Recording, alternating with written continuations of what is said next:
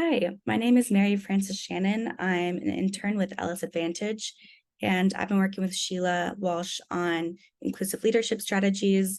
And this topic is one that's come up a lot, is the difference between confidence and competence. So I'll be talking to you about how to recruit talented leaders and employees and not just those who are confident. So to begin with, I'll be talking about the difference between competence and confidence and their definitions, as well as explaining how this difference creates a dilemma and why that dilemma matters to you. And then I'll discuss 3 strategies for hiring and promoting based off competence and not just confidence. So competence is how good you are at something, and confidence is how good you think you are at something. So competence is your actual level of talent, and it can be very objective, whereas confidence helps you portray your talent to others. So it can inadequately represent your skill level, or it can exaggerate it, or it can be accurate, but it's more subjective. And so why does this matter? If you are hiring or promoting and say you've hired people and they're not stepping up to the job or performing how they said they would, or if you just want to make the right decision in the future, or if you in general just want to be a more inclusive leader, recognizing the difference between these two and making decisions accordingly can help. So the issue with the difference between confidence and competence is that people tend to hire on the basis of confidence, assuming competence.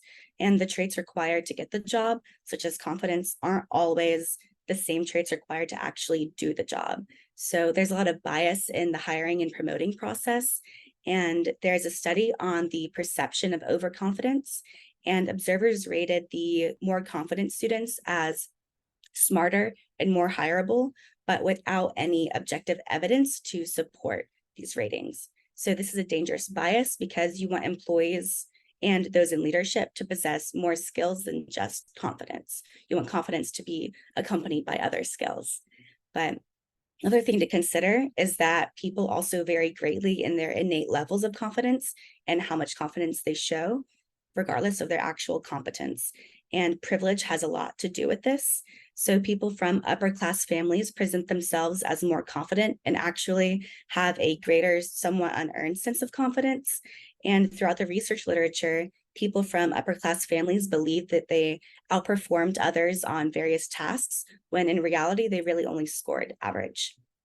So when recognizing that some people are at a disadvantage in terms of having confidence instilled in them, expressing it, it can seem like the answer is to just help underprivileged people to lean in and tell them to be more confident, or at least present themselves more confidently. But while confidence is still a very valuable trait, it shouldn't have the weight that it does because it's still only a subjective feeling about oneself. And the be more confident approach still has some drawbacks. So first, expressing confidence alone can actually backfire for some, because studies have shown that women are actually evaluated more negatively when they self-promote, and they're liked less in job interviews in comparison to women who do not self-promote. And even when women are confident in their abilities, they don't overhype them to the extent that men can do, and they tend to not express it in the first place for fear of being penalized.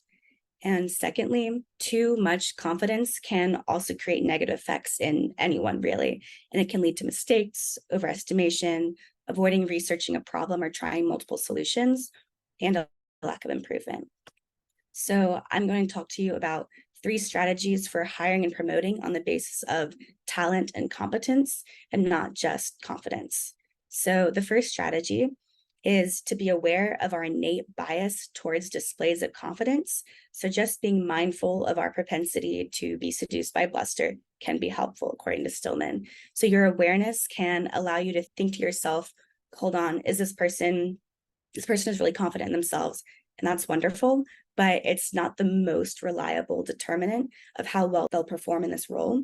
So, or if you're interviewing someone who is being very modest about their abilities, you can consider, is this person a woman?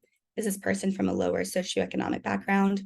Are they just being wary of the repercussions of showing too much confidence? And so you can then dive deeper to find out how qualified this person actually is. And the second strategy is to focus on specific traits other than just confidence. So one is having a high emotional intelligence quotient. So being an engineer, for example, requires a certain level of IQ, but it's emotional intelligence that makes a successful stand out among the others. And it's emotional intelligence that also makes you work better on a team. And another quality is being transformational. So a transformational leader focuses on changing their followers' attitudes and beliefs and engaging them on a deeper emotional level. And so good leader listens and empowers. They don't just tell people what to do or assume that their knowledge or their method is the one true way, which can be a common problem with overconfidence.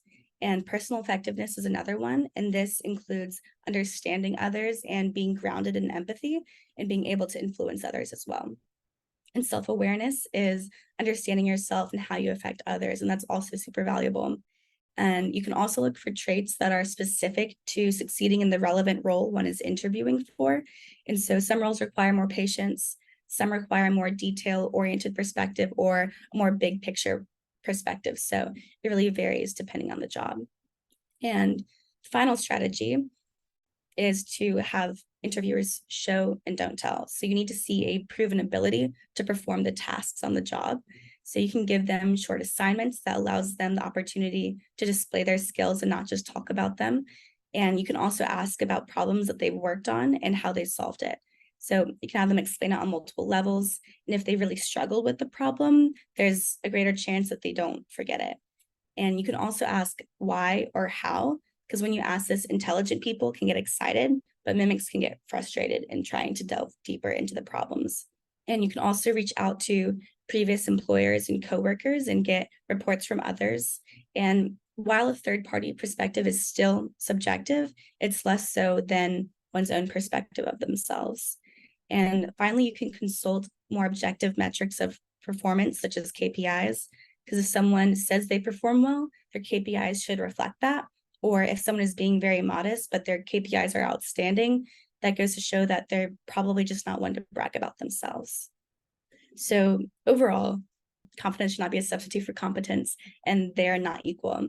And there are different factors to consider, like there are different factors that contribute to confidence, such as privilege and gender, and people can vary in how much confidence they outwardly express, regardless of how much competence they possess or confidence that they possess. And to counterbalance the bias towards confidence and to optimize your team, you can, one, be aware of the bias, two, focus on other job-specific traits other than confidence, and three, you can have people show and not tell so that you really get a feel for their competence, not just their confidence. So these are the references that I used. Are there any questions? Hi, I was just wondering, should the employer still look for confidence in an employee, or is that just an unreliable trait, would you say? Yes. So confidence is still a very valuable trait, and some jobs require confidence, whereas clients may not trust you as much if you're not presenting confidently. But not every job requires confidence or like an outward expression of it. So yes, it's still valuable, but there is a large bias in the hiring process that leans towards people who just present themselves so confidently that people take that confidence and they assume other traits about them. And again, like with women or underprivileged people, they may not express as much confidence, even though they might feel confident and be very competent. They just might not be one to talk about their skills in such a greater light. I also had a question like on the conversation of like acknowledging biases or any bias they have during like hiring processes. Would you say that it's, or is it safe to say that interviews conducted by more than one hiring person, right? So like when an individual who's applied to a job is like interviewed by maybe two or three people, could that alleviate some of those issues with like perspectives on like the hiring process? I would say so, yes, because like everyone is inclined to different biases as well. And if you have people from different backgrounds on the hiring committee, that can also help, especially if there are people, if you know someone personally, you shouldn't be the sole determinant of whether that person gets the job because you are biased in knowing that person. So I think having multiple people on the interviewing committee is very helpful in alleviating biases. I'm just curious, you mentioned like having a high EQ, how that could be one of like the traits that you're looking for. Would you recommend having maybe candidates like take some kind of test before hiring? Like I know some people have their candidates take personality tests or things like that in the hiring process. Would you say that might kind of be beneficial for, I guess, determining like the competence over confidence? My first thought is to say yes, but I don't know a lot about actual EQ assessments. So I don't want to speak to it considering my lack of knowledge in that specific area. If there are no other questions, then thank you. And that's everything.